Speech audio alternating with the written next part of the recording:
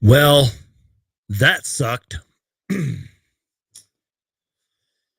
Can't wait for the national media and the experts to clown on us, although kind of rightfully so. They deserve to clown on us for at least this game.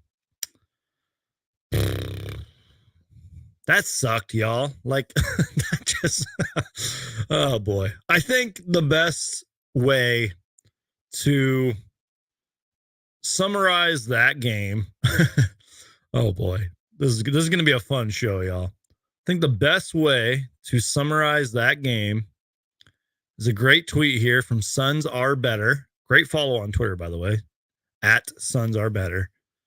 Simple caption, mood, simple photo, Devin Booker.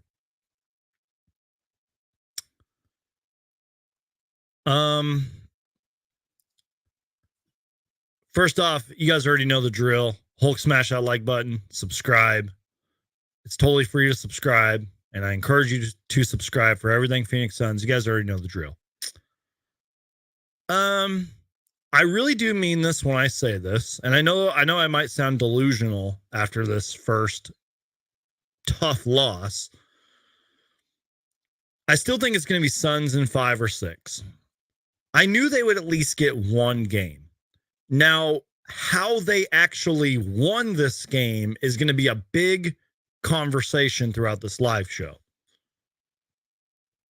And I can't speak for every Suns fan and every Suns podcaster or whatever, but me personally, I underestimated the Timberwolves. And I think that's okay. We have to give them a lot of credit.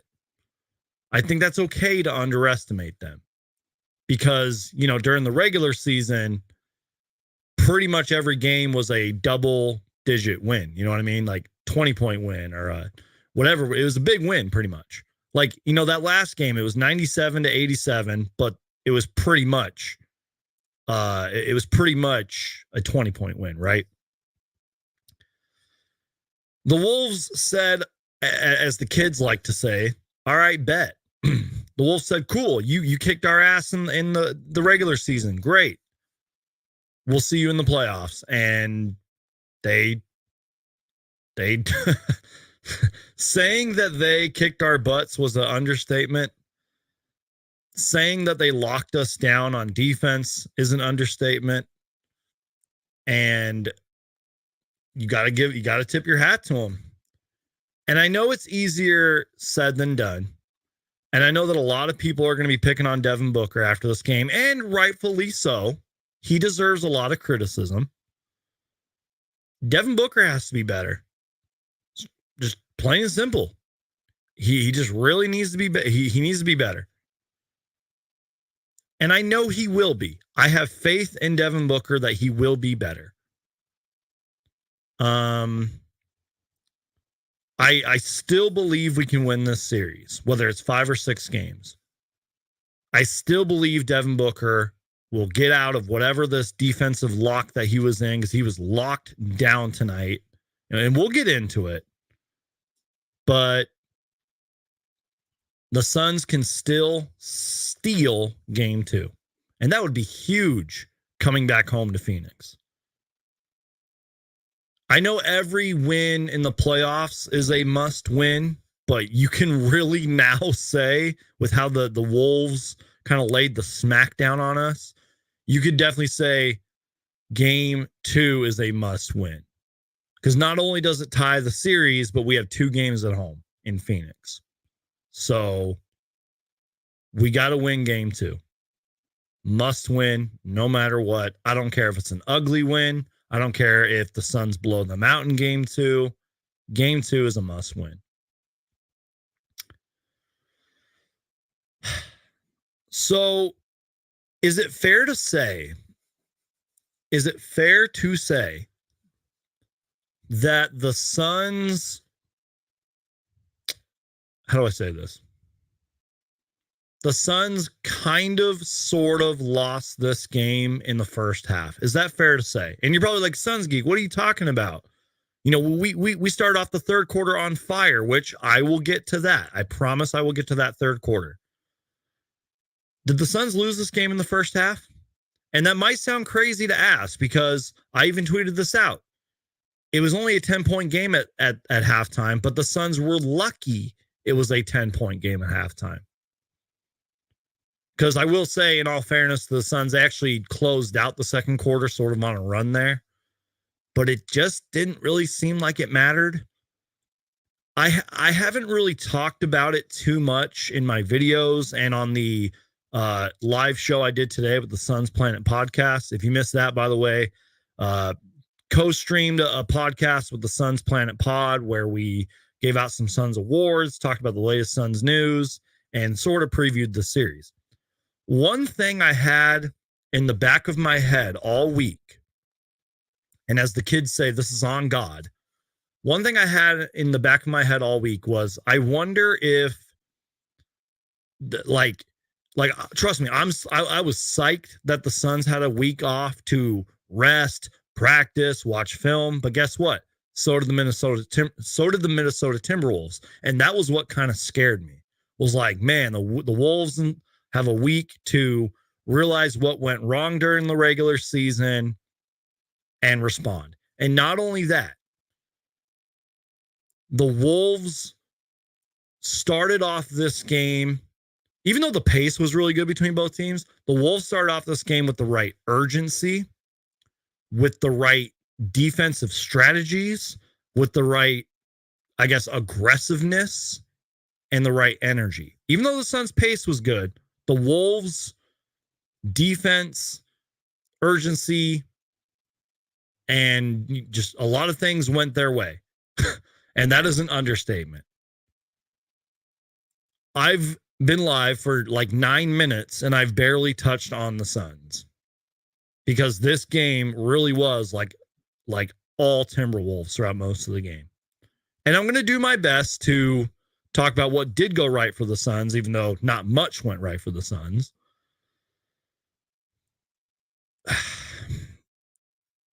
I don't know. I know I sound delusional when I say it's Suns in 5 or 6. I knew they would at least get one. And look, you guys, in all fairness to the Suns, it's just game 1. Like, there's a reason playoffs are 7 games. There's a reason why playoff series go long and games, you know, like there's reasons why series get extended is what I'm trying to say. And I know there's a lot of negativity and a lot of reason to doubt, but I do believe the Suns will respond better in game 2. Now, he's been on this channel a few times before, but my friend Thunder Steve, now again, this was a halftime text, but at halftime, my friend Thunder Steve kind of made a good point. And I want to read this to you guys. And I really do believe this. I was texting him and he said, we haven't played our best game and it's a 4-point game right now. That was when Bradley Beal and KD went on that here, which I'll talk about that in a minute. The best is yet to come. Think about it. The Suns were down 10 at halftime. KD and Beal just open up the third quarter on an absolute heater. It was literally Beal, KD. KD made like 3 in a row, and then Beal again. Devin Booker struggled in this game. Our bench struggled in this game. Think about if we kind of see that in game 2, but like more on our side. Like KD and Beal are still on a heater, and then Booker finally gets it going. And maybe the defense, maybe the Wolves' defense isn't as smothering and suffocating. Like if Devin Booker has a better game this game, and maybe if we get a little more contribution off the bench, we probably win this game. But that's why I said the Suns were so lucky. They were so lucky that we were only down 10 at halftime. But again, a lot of things swung the Wolves' way. And again, I know it's easier said than done, but the Suns need to be better. And look, maybe I need to go back and rewatch the tape, as I call it, the film, because the highlights will be uploaded on YouTube probably like ASAP. But and I don't want to I don't want to just call out Suns fans. You know, I can't control the way they think and everything. What I'm trying to say is I understand if you blame the refs, but to an extent. The referees were not the reason we lost this game. They might have been a small contributing factor, but the referees were not the reason we lost this game.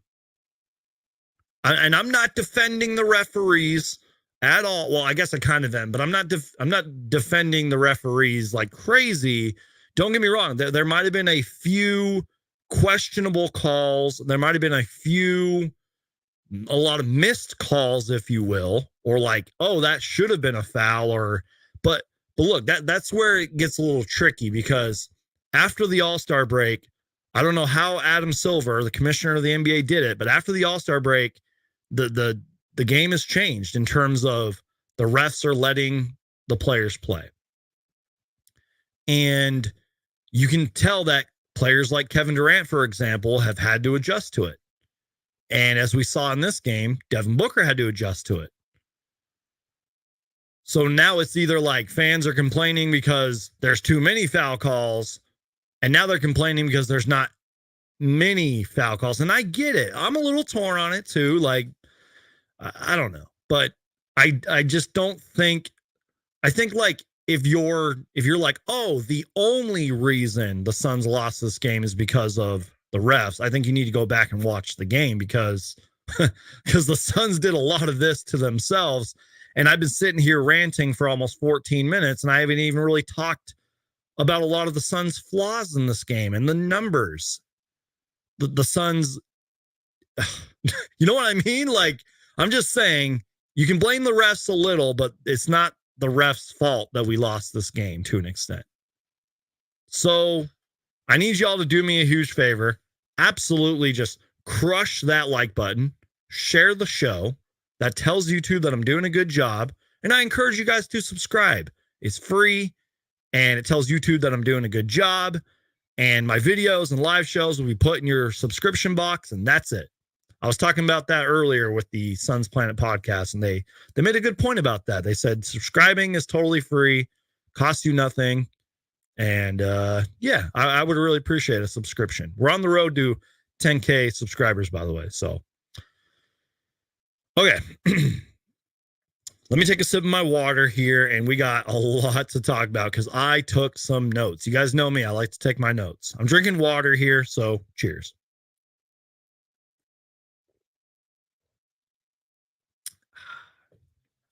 I stuck to the water and coffee today. Had a cup of coffee earlier, ate a little bit of lunch, had a pretty good breakfast today, but I'm like, I'm going to just save the drinking for after the game, probably watch a movie or watch the rest of the playoffs, have a couple drinks, but try not to drink on the live show, especially during the playoffs. Maybe during, maybe once we win this series, I'll crack open a beer. But anyways, you guys don't care about that. All right. Oh boy, let's dive into the numbers. I took numbers. I took numbers and notes, and Frank Vogel said this. You know how they do those little, like, I think it's like the end of the first quarter and start of the fourth quarter interviews with the coaches. Frank Vogel said this, or I'm paraphrasing what he said, but after that first quarter, he said, like, our pace was really good. They were taking care of the ball, but they needed to stop Anthony Edwards in transition. Boy, that was an understatement, Frank Vogel. And, you know, we'll dive more into it. I definitely want to talk about Anthony Edwards and how spectacular he was, but Frank Vogel was kind of right on that. And I felt like there was just like a stoppage in shot making. And I think another thing that I overlooked was that, like, yes, defense is very important. As we saw this game, the Suns' defense needs to be better. And I'm going to dive into a lot of that too. But shot making and consistent shot making kind of goes back to like Devin Booker and Eric Gordon and some of our bench guys. You know what I mean? Like, the Suns need consistent shot making. And we only saw that for stretches. And that's that's a little concerning on the Suns' part. And we will talk about Grayson Allen. I see in the comments here. I hope he's okay. We'll dive into that. I'm sure Frank Vogel will keep us updated on that. He was questionable to return, obviously didn't return. And Grayson Allen's a part of that too.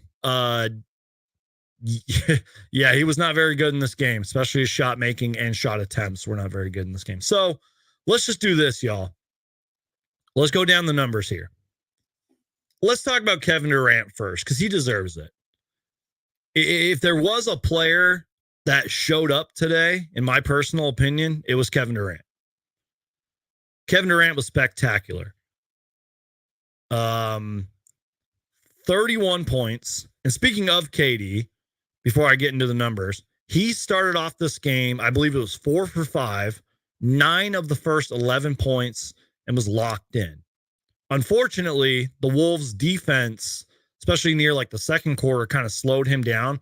But when he had 9 out of our first 11 shots, he was just on an absolute heater. And a lot of those were really good looks. He had like back-to-back, mid-range buckets from like under the 3-point line and just kept kind of going to that spot.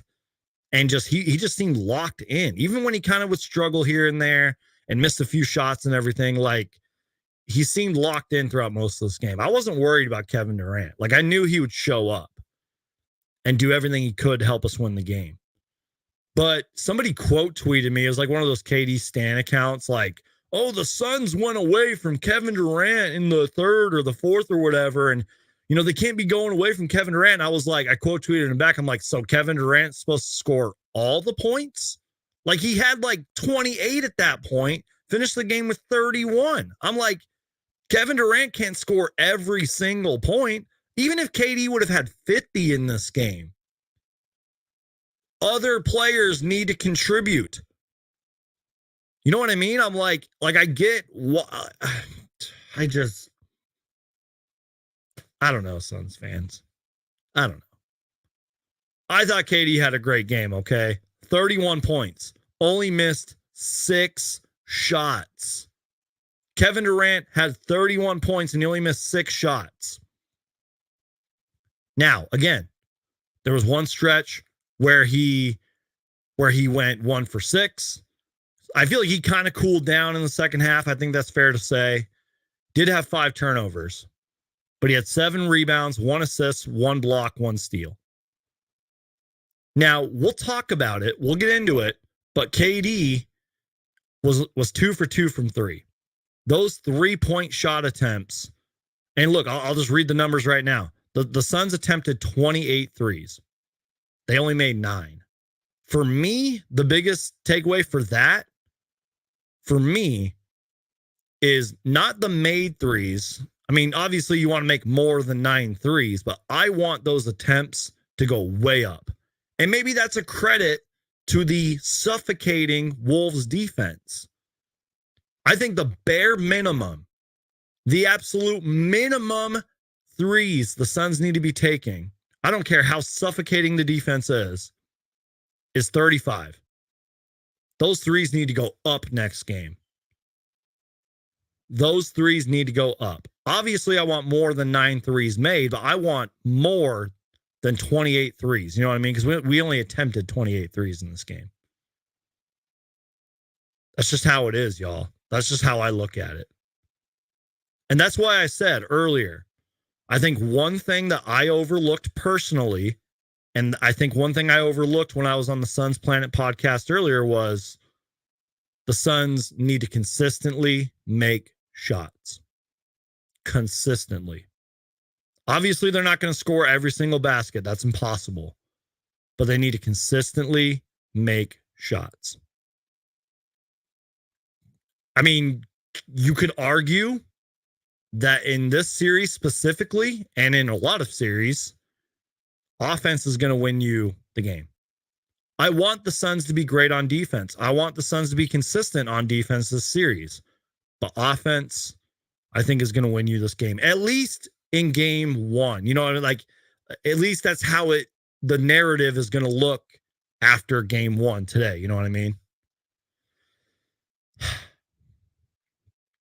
Let's keep going here. Let's talk about Bradley Beal, who I thought Bradley Beal started off this game pretty well. Wasn't the best Bradley Beal game, but it wasn't like a terrible Bradley Beal game either. Real quick, you guys, before I dive into the numbers, first quarter had 4 assists, I believe. First points to open up the second quarter with like a nice driving layup. He had a couple beautiful kind of nice step backs shots where he kind of just drew in the defense, pulled back, nice little fader and everything. I believe he got Karl Anthony Towns like on a nice killer crossover and drove into the lane. But I thought his playmaking was really good in this game. He just seems to sacrifice himself, and that sacrifice kind of leads to solid defense, whether that's going up against a bigger body or like he did in this game specifically. There was one play where Anthony Edwards drove in and Bradley Beal just smacked the ball out of his hand, stripped it. Unfortunately, it led to a Suns turnover, but still, great defense by Bradley Beal. He does like those little things that kind of get overlooked, I believe, in my personal opinion. And then, speaking of Bradley Beal, 37 minutes tonight, only missed 4 shots, 15 points, 6 assists, 3 steals, only 1 turnover. And again, as I mentioned earlier, with the 3-point shooting, 1 for 3, only made 1 3. And I believe it was kind of from like the left side, it was a 3, I believe. And then he celebrated on his way down back on the floor, but he only attempted 3 threes. And I know Bradley Beal's not the best 3-point shooter, but those need to go up. KD and Book, it's either KD and Book need to take more threes or they need to get more mid-range attempts up.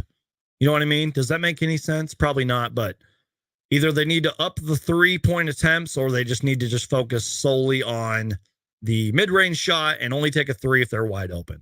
I don't know. I'm not a basketball coach. I'm not in the NBA, so what do I know, right? Let me see if I got anything else on Bradley Beal. Just checking my notes here. Let's talk about that third quarter since we're kind of on the KD Bradley Beal talk. Specifically, let's talk about how they opened up the third quarter. Let me take a sip of my water.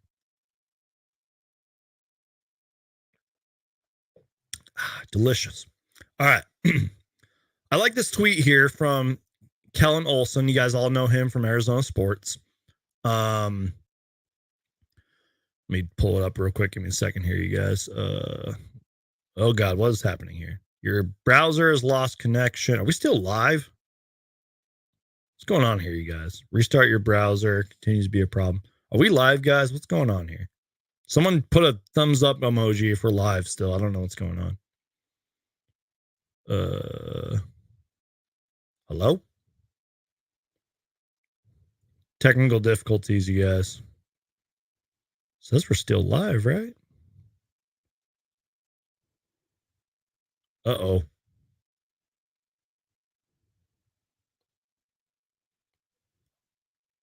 Okay, I think we're good. Okay, sorry guys. I don't know what just happened there. Sorry guys. It was weird too. I was live earlier. Thank you QC and Todd.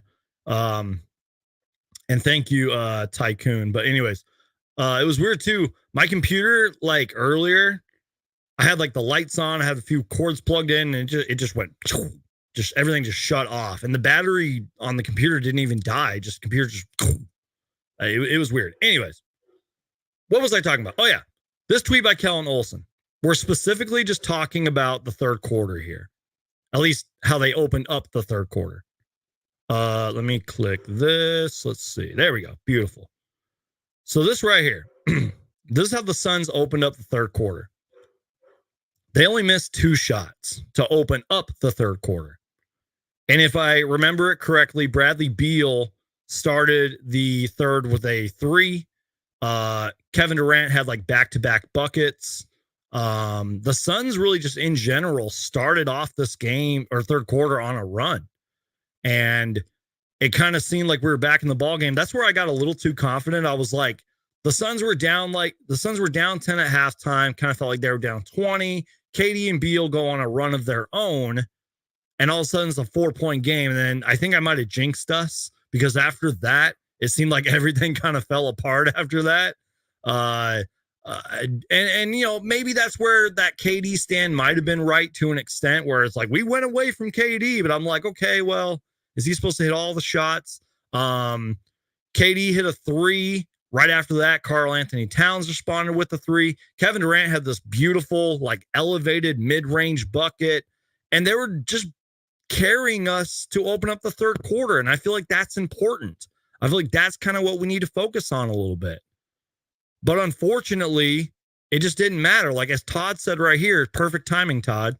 Then we missed every shot like that 7 minutes into the third quarter after that. Exactly. Like, I wrote that down too, because after that, the Wolves went on like a 10-12-0 run. That was when Anthony Edwards just went berserk. Like, Todd, that was so perfectly timing. Thank you for being here, Todd. But seriously, right after that, right after KD and Beal went on their own little heater, and it seemed like the game was swinging back from it seemed like the game was swinging back, like the momentum was swinging back to us. Anthony Edwards was like, all right, cool. I'm a superstar. Let me show you. And he must have remembered all those bad games that he had against us during the regular season. Saying that Anthony Edwards' footwork in this game, especially when he was attacking offensively, saying that his footwork in this game was incredible, saying that his shot making was incredible is an understatement. And he literally just took over, and he took over when it mattered. In fact, what I want to do, if you guys can just give me like a second here, I want to go to the play-by-play that ESPN uploads, and we're going to look at almost every possession in the third quarter. At least, you know how they like write it down, like Kevin Durant makes 11-foot jump shot, you know? So here's the third quarter. I'll try to speed run this for you guys. Bradley Beal, 25-foot three-point shot, Grayson Allen assist. Kevin Durant, 11-foot shot. Karl Anthony Towns, technical free throw. Ant makes a 1-foot 2 shot. That's at the 10:41 mark. Score is 64-56, right? We're going to go through most of this, y'all. Kevin Durant, 16-foot jump shot. Scores 64-58 at that point. That's the 10:21 mark. Karl Anthony Towns, driving layup. Mike Conley assists. I think there was like a bad switch. I want to say it might have been Devin Booker and Drew Eubanks. I want to say that was when that happened. There was a lot of and we're going to talk about how the Suns defense was, especially players driving to the, we're going to get into that, but let's keep going here. Let's keep going with this little trend here, because I like this. I already mentioned when Cat made a 3, Kevin Durant responded with a 3 of his own. Anthony Edwards makes 15-foot step back jump shot. Rudy Gobert assists. This is how you know it's a long game. This is how you know it's a long game. Rudy Gobert, and you can look this up, it's on Twitter. Rudy Gobert, as ESPN puts it, made a 12-foot 2-point shot, but it was like a spin, like fadeaway shot, and he banked it off the rim. I'm like, that's how you know it's a long game, when Rudy Gobert is hitting shots like that. When he's like turning around, fading away, and banking it in. Like, I was like, dude, that's just how you know it's a long game for the Suns, man. So Bradley Beal hit a 14-foot pull-up jump shot at the 7:03 mark. That was when the score was 71-67. Wolves call a timeout. That's what I like to call a safety timeout, right? Like, okay, guys, let's rally the troops here. Let's come together, right? Well, I think that's when it all went to crap, I believe. Because Edwards shot, Rudy Gobert shot, or jump shot, I should say. So Anthony Edwards bucket, Rudy Gobert bucket. I'm looking at a lot of misses here, sort of from both teams. Rudy Gobert free throw, Anthony Edwards 16-foot jump shot, Edwards another jump shot, Devin Booker free throws, Anthony Edwards 25-foot three-pointer. That's at the 48 second mark. Score was 86-70. And again, I feel like we kind of went on a run in the fourth quarter. I feel like a lot of that was kind of carried by Royce O'Neal. I want to say we went like on a 9-0 run, but it just seemed like every time the Suns would go on a run and get something going, the Timberwolves would just respond. And I remember we were down 20 to end the third quarter. And I think Gerald's tweet here kind of sums it up perfectly. Now, I want to say when Gerald tweeted this out, it was around the 8-minute mark of the fourth quarter, if I remember correctly. You guys know Gerald Bourget from PHNX. They do great work here. Let me just zoom in here so you guys can see. I think this kind of sums up the game too. Right here, this tweet. The Wolves, oops, let me just lower my thing here. There we go. Again, shout out to Gerald Bourget. But the Wolves have had a counterpunch every time the Suns have chipped away the lead. Back up 19. Minnesota's 28-6 in bench points, and the E.G. Eubanks minutes have been rough. I feel like that's kind of a good summary of what kind of happened in the late third quarter or midway through the third quarter and the fourth quarter. I feel like that's a good summary right there. I can't believe, I seem to do this a lot, and I promise it's not intentional. I can't believe it's been over 30 minutes and I haven't talked about Devin Booker. And in all fairness, maybe it's a good thing I haven't talked about Devin Booker much because he was not very good in this game. That's an understatement. Big credit to, I always get them mixed up. Is it Jalen McDaniels or Jaden McDaniels? One of the McDaniels. He was awesome tonight on defense. Just like the whole Timberwolves team, for the most part, was awesome on defense. But it seemed like when he was like their guy and just the way he was locking down Devin Booker, it seemed like that was when they really locked in and just kind of shut us down. But he did a great job on Devin Booker. Devin Booker could not get anything going. And when he did kind of seem like he got it going, it just wasn't enough. It was like a little too late. They were just suffocating him, just suffocating defense. 38 minutes tonight, 18 points, 5 assists. Surprisingly, only had 1 turnover. That's good, but he had 4 fouls. 2 for 6 from 3. So I like the attempts from Devin Booker there, but he was 5 for 16 shooting. He just was not good. And I'm not solely blaming the game on Devin Booker. He was a contributing factor to the loss, no doubt. But the Wolves just suffocated him. They did not make life easy on Devin Booker tonight. And again, that's where I'm like cautiously optimistic. I don't say that much, but I'm cautiously optimistic because like if Devin Booker has a normal Devin Booker game, do we win this game? Like for real? Like I have a little confidence in that. I think somebody whose performance got overlooked was Royce O'Neal. Like I said, the Suns were kind of chipping away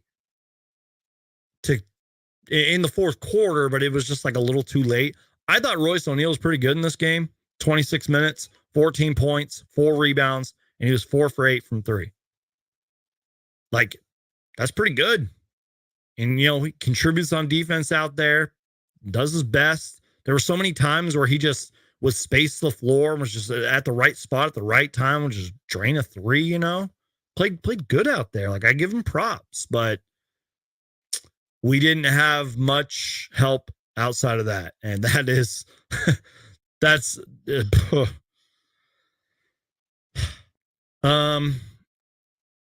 hopefully some good news though. Just got the tweet just now from Dwayne Rankin. We'll react to the videos, but x-rays are negative on Grayson Allen's ankle sprain, says Frank Vogel. We'll see how he responds to treatment for Tuesday, game 2. And then Frank Vogel says this about Anthony Edwards. He's a great player. you try to do your best to slow him down without being exposed on the backside. Shout out to Dwayne Rankin for that. So I haven't really talked much about Anthony Edwards. I guess we should. I mean, I kind of talked about him earlier. He had 33 points in 36 minutes, and he only missed 10 shots. Anthony Edwards had 36 points, or 33 points in 36 minutes, and he only missed 10 shots. Thank you, Harlan Vega. Jalen McDaniels, 6'9", 185, played at Washington. Thank you. I always get those two mixed up. Not only that, though, did Anthony Edwards absolutely cook us tonight with his 33 points. He had 9 rebounds and 6 assists and 2 steals. Now, he did have 6 turnovers and 4 fouls, but still. Just seemed like the dude was everywhere tonight. And I think they knew, like the Wolves team knew they punched us in the mouth early, and they were like, okay, we got to pounce on them now. Like they sent a message defensively, came out the better aggressors, if you will, like more aggressive, and they're like, okay, let's keep this up. And they just did an excellent job in terms of defense. And then, one thing I haven't talked about much in this live show, I know 15 turnovers isn't like the worst. It's not great, but like 15 turnovers by the Suns isn't the worst. But they did a good job of responding to our turnovers. Specifically, I want to say it was in the third quarter where Grayson Allen and Kevin Durant had back-to-back turnovers. What did the Wolves do? Ran the fast break, got a bucket, ran the fast break, got to the free throw line. That's why I'm so critical on when the Suns turn the ball over, even if it is just 15 times. You cannot turn the ball over at all. Anthony Edwards was spectacular. I thought Karl Anthony Towns was pretty good in this game. 19 points, 7 rebounds, 4 assists. Only missed 4 shots. Rudy Gobert doing Rudy Gobert things. 14 points, 16 boards, 2 assists, plus 19 for all you plus minus people. Naz Reid, somebody who, for at least the Wolves, is somebody who needs to be crucial in this series. Naz Reid was really good for the most part. It seemed like I don't know if they just were sagging off him or maybe just forgot about him, but he seemed like he kind of hit big shots kind of when it mattered. He had 12 points tonight. And then somebody who's a little overlooked, somebody who had I remember it was the third to final game against the Wolves, I believe. I want to say it was that game where we held them to under 87 points. Nickeil Alexander-Walker, who kind of, from what I'm gathering, has had a kind of a resurgence of a season and has played very well for the Wolves. Nickeil Alexander-Walker. Not only did he have the same points as Devin Booker, 18 points, but the dude just competes out there. He had 4 steals. I think the Wolves had the most steals in a half, in franchise history or something like that. And he was a big contributor to that. He had 18 points, 4 steals, 2 assists, 7 for 12 from the field, and just competes out there. He's a really long, athletic wing, and he seems to just play good against the Suns. I don't know why, but he's really good. And the Bulls just had a lot of contributors out there tonight, just kind of across the board. Even though Mike Conley only had 4 points and a bad shooting night, he still had 7 assists. So, and then, Jalen McDaniels just did everything on defense. So it's they were just the better team tonight, flat out, from top to bottom. They were just the better team. And I was retweeting this and I was tweeting about it. Do I even bother to talk about the second chance points for the Wolves? Because that is such an understatement. Let's just get to the big numbers here. They absolutely crushed us in the rebounding battle. 52 rebounds to our 28. They had 13 offensive rebounds. Now, I don't think ESPN has the second chance points, but let's just say they killed us in that because I believe at halftime it was 16-2 second chance points. Ooh, and I tweeted this out right as the game was ending. They had like 34 bench points, if not more. 34 bench points. 34. If somebody can fact check me how many second chance points they had, I would appreciate it. But let's just say it was a lot. They crushed us on the boards. And what I noticed was it, and this kind of goes back to the Suns defense.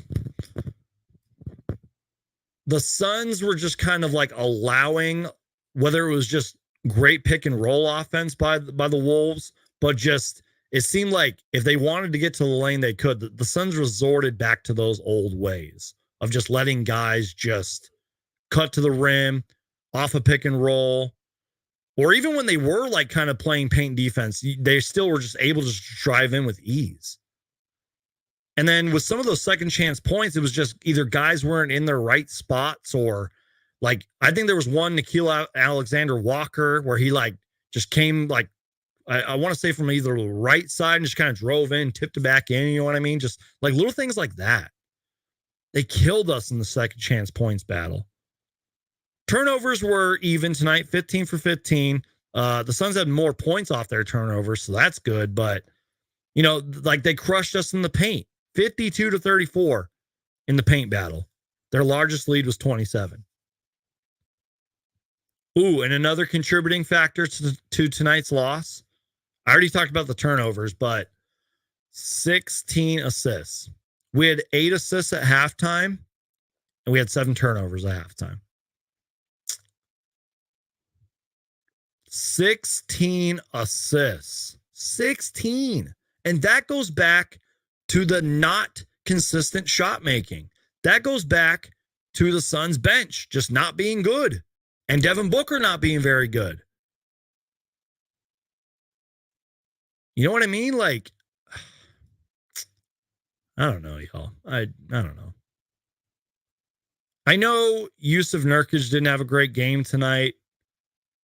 Like, he needs to be even better. You know, like, it wasn't the best Yusuf Nurkic game. Like, he needs to be better. Eric Gordon needs to be better. Devin Booker needs to be better. Let's watch some stuff that Frank Vogel said, and then I want to talk about a couple other small things, and we'll wrap up the show, y'all. Because I don't know.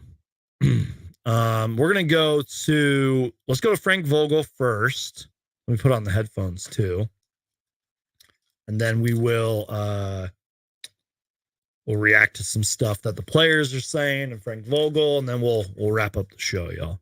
Because I want to enjoy the rest of my Saturday and watch some playoff basketball and have a couple of drinks, you know what I mean? So let's start this off with what Frank Vogel said earlier. Shout out to Dwayne Rankin too.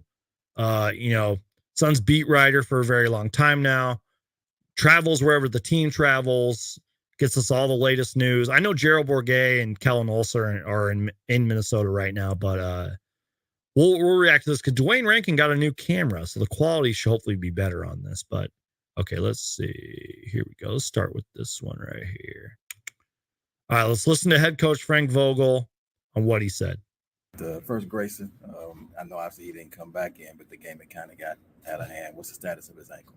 X-ray negative. It's an ankle sprain, and we'll see how he responds. You know, to treatment over the next few days. Okay. Secondly, after that first quarter, I think I don't know what the margin was in the second and third, but it was pretty big. What do you feel like they did differently, or what you guys weren't able to do in that stretch? Yeah, well, I think in the second quarter we fouled way too much and put them to the line, made things easy for them, and that slowed down our offense. You know, because you're taking the ball out of the net each time. Frank's right. And in the third quarter, Anthony Edwards really got going, and we had some lost offensive possessions. When you look at just him, when he's hitting the three, then he becomes even more difficult to guard. But what was you maybe sensing with the other guys, the spacing that they had going for him to get those looks? He's a great player.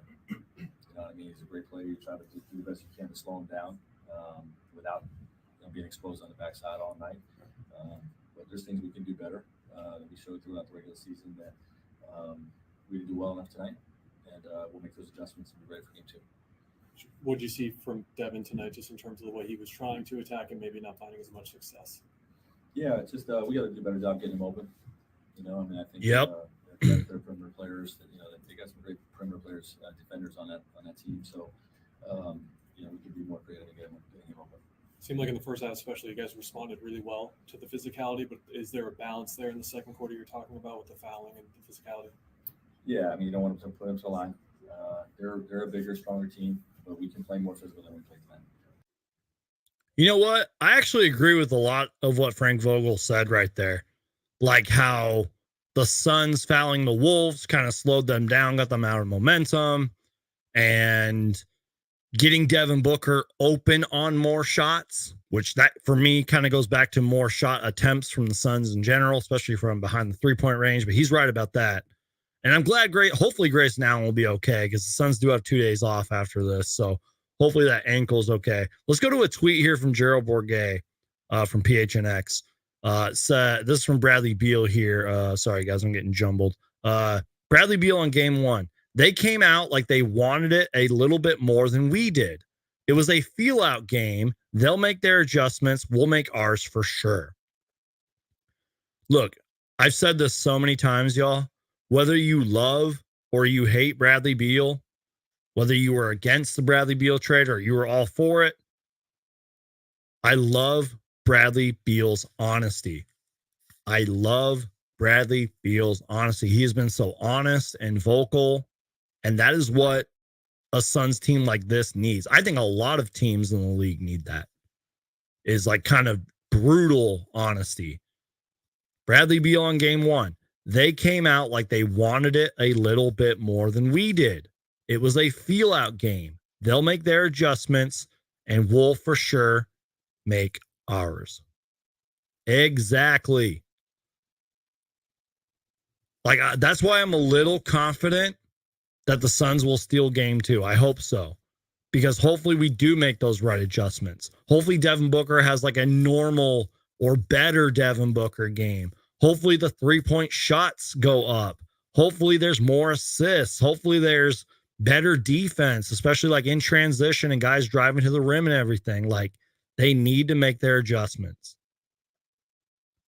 And again, y'all, maybe I'm a little overconfident here, but go back to halftime and what my guy Thunder Steve said. Like, it was sort of a rough first half for the Suns, and we were only down 10. Like, it can only get better from here. But as Bradley Beal said, focus on the first part of this quote here. Focus on the first part of this quote. They came out like they wanted it a little bit more than we did. The Suns from the jump need to just be the aggressors and the attackers. From the jump. That needs to happen, y'all. Let me just make sure I'm not missing anything here. Just make sure. Okay. Y'all want to hear from Kevin Durant real quick? Oh, yeah, that's perfect timing, actually. Let's see. Let's read a quote here from Chris Finch, the Timberwolves head coach, real quick. Chris Finch, we needed to take our game to another level. We haven't played desperate basketball with a chip on our shoulder, which is what we did early in the season. The guys did a good job coming out hungry with something to prove. I agree with that. Now, this clip's only like 25 seconds long, 27 seconds long, but let's listen to it. This footage comes from Gerald Bourget from PHNX. Let me just share this. Let's see. Oops.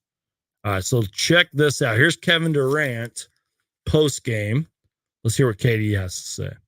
Here we go. Yeah, it's just basketball. Not even players, just hoop, You get hot, you make shots, make tough shots. You're going to feel excited about yourself. So it's on me to keep coming back and showing them a tough look, or whoever's defending these guys, to show them a tough look. If they make shots over us, we move back to the next play. We move on to the next play. So, he got it going. He made some tough ones. You just gotta live with it and be better next game. Yeah, it's just basketball. Not even players, it's hoop. You get hot, you make shots, make tough shots. You're gonna feel excited about yourself. So it's on me to keep coming back and showing them a tough look, or whoever's defending these guys, to show them a tough look. If they make shots over us, we move back to the next play. We move on to the next play. So he got it going. He made some tough ones. You just gotta live with it and be better next game. I agree with Kevin Durant to an extent there. I know this sounds a little weird, but like I wonder if to an extent, I wonder if the Suns need to just let Anthony Edwards go nuts and just focus on everybody else. I know that sounds crazy, but really think about it. Because I noticed a lot in this game, they were double teaming Anthony Edwards and either allowing guys to have an open three or cut back door or whatever it is. I wonder if they're just okay, we just need to focus Anthony Edwards, one-on-one defense. That's it. If he drops 50 on us, whatever. Stop everybody else. You know what I mean? Maybe that's what needs to happen for game 2. I don't know. I don't know. Maybe I need to go look at more tape and film for that, but I don't know. And again, I guess I kind of agree with Kevin Durant to an extent. You live with those tough Anthony Edwards shots. He's going to get hot no matter what. He'll probably average 30 for this series, but Suns need to be better. They need to make the right adjustments. And yeah. All right, guys. One final topic before we get out of here. Let me see. Did I miss anything? No, I didn't. Okay. And this is actually real quick. If you guys have anything else comments, questions, concerns, get them in right now. We're going to focus on a former Suns player actually for our last topic here. And then we'll probably wrap up the show and get out of here. But let me just scroll down a little bit. This actually happened last night. And I did want to talk about it because he's a former Sun player and I was a big fan of him. I was really excited when we first got him. You guys remember Yuta Watanabe? Yeah, Yuta Watanabe. And I'm literally scrolling down my Twitter so I can find all these tweets and everything. Let's see. Give me a second here, you guys. Here we go. Yuta Watanabe tweeted out a couple days ago that, he thanked the fans and everything. Is thank you for the support this season. I didn't know this, but Yuta actually was out with a wrist injury, I believe, for the second half of the season, I believe, after he got traded to the Grizzlies and everything. He was out for a while. So he had this tweet right here. Let me pull it up real quick. Sorry, guys. Here we go. We're getting there. So thank goodness for Twitter's translate thing. But as you can see here, Yuta tweeted this out the other day. Thank you for the support this season. I'm sorry that I wasn't able to give you any information towards the end of the season. I would like to be able to personally explain to you all what has happened so far and what is yet to come. So he's doing an Instagram live. That was a couple days ago. Then last night went live on his Instagram. And there's this tweet up here, as you can see from Yuta, but somebody tweeted out that Yuta Watanabe will be playing in Japan next season. So he pretty much announced his quote, retirement from the NBA. He's going to decline his player option and will be playing in Japan next season. Looking forward to seeing his game. And then somebody had a tweet here that I retweeted. Again, I didn't watch the live. I saw that he was live, but he was speaking all in Japanese, so I couldn't understand him. But from what I'm gathering, the two main reasons he made this decision were because, one, mental health issues, unfortunately, and that's nothing new. He did talk about that when he was with Phoenix. I even made videos about it. As Yuta put it, his struggles were all, and I quote, because of mental stuff. But it was the mental health stuff, but he said he enjoys basketball. He wants to enjoy basketball purely and play basketball the way he likes it. Because I guess he had a lot of struggles in his 20s, going into his 30s and all that. And then Yuta, if you scroll up a little bit on my Twitter, he tweeted this out right here. And I love this tweet. It's a beautiful photo. But if you translate the tweet, it says, although, let me lower this graphic too. Give me a second here, you guys. Here we go. Yuta's retirement. Although there were a lot of things that happened, it was the best 6 years ever. That's Yuta Watanabe on his Twitter, pretty much announcing his retirement. Although there was a lot of things that happened, it was the best 6 years ever, says Yuta Watanabe, who retires pretty much. He's going to go play in Japan. As you can see, played for the Grizzlies, the Raptors, the Nets, and obviously your Phoenix Suns. And I was really excited for Yuta, man. It's really unfortunate it didn't work out. And I really do mean this when I say this. I do wish him the best. I never met Yuta Watanabe, but he just honestly did seem like a really good person. And I loved how like self-aware he was. Like he knew he was struggling. He knew he wasn't hitting 3-point shots consistently. He knew that he was struggling on defense. He knew he was pulled out of the rotation. And it's just unfortunate, you know, like I think that I just hope he does well over in Japan. Eric Gordon even tweeted out once. He was like responding to like a video of Yuta. He tweeted out, Eric Gordon tweeted out one time that Yuta Watanabe is a true professional and a hard worker. And I will never forget that tweet. So I guess what I'm saying is I wish Yuta the best. You know, maybe he can, I don't know, in the Japanese, I think they call it the B League. I hope whenever that season begins, I hope Yuta can kind of take some time off, work on his game, and have a great season over in Japan. Heck, maybe one day we'll see Yuta back in the league. Maybe we won't. That's why they call it the Basketball Hall of Fame, by the way, because you can have a great overseas career and be put in the Basketball Hall of Fame. You know what I mean? But I just wanted to kind of end the show on that. I know it's kind of a down note, but I did want to cover it. I was going to upload a YouTube short about it. I usually go through TikTok to do a lot of my YouTube shorts, but TikTok was glitching out, a lot of issues. And I was like, screw it. I'll just talk about it in tomorrow's live show. But yeah, Yuta retiring from the league sucks, but kind of is what it is, you know. I just wish him the best. And yeah, you know, so let me just make sure I didn't miss any comments and stuff. We'll get to a couple comments here. Todd had a good comment earlier. I can't remember the last game when we missed so many layups. If we made half of those, we would have been in the game. Exactly. If we would have made half of our missed layups, we would have been in the game. And if Devin Booker would have been Devin Booker, we would have been in the game as well. And if we would have had more than 28 threes attempted and more than 9 threes made, you know. Let me just make sure I'm not missing anything else. Let me just look at my notes one more time.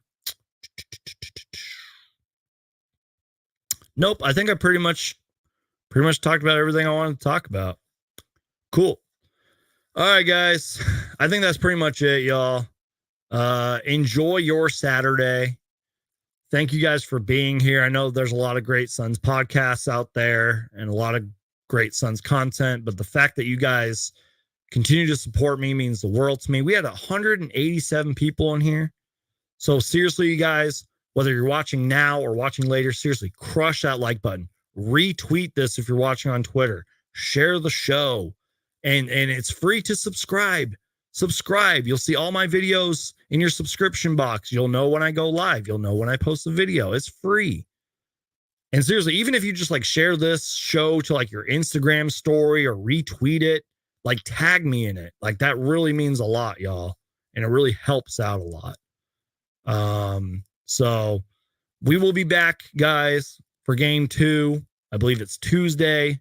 So we got 2 days off to rest, look at film, practice, make the adjustments we need.